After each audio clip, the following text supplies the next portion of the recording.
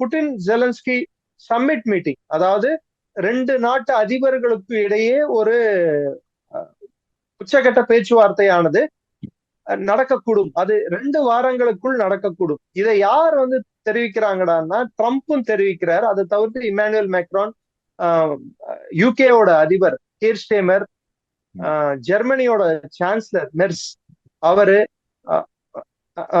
Ursula வேண்டர்லைன், அதாவது European யூனியனோட தலைவர், நேட்டோவோட தலைவர், பின்லாண்டோட ஜனாதிபதி, இவங்க எல்லாம் வந்து அதே மாதிரி இட்டாலியோட மெலோனி, ஜார்ஜியா மெலோனி, அவர்களும் வந்து ஜெலன்ஸ்கிக்கு துணையாக, நம்ம லோக்கல் இதுல சொல்லணும்னா முட்டு கொடுக்கும் விதமாக அவருக்கு கையோடு கை கோத்து ட்ரம்ப்பை சந்திக்க, ஏன்னா போன வாட்டி ட்ரம்ப் கூட நடந்த சந்திப்புல வந்து ஜெலன்ஸ்கி என்ன ஆனாருன்னு சொல்லிட்டு உலகமே பார்த்துச்சு.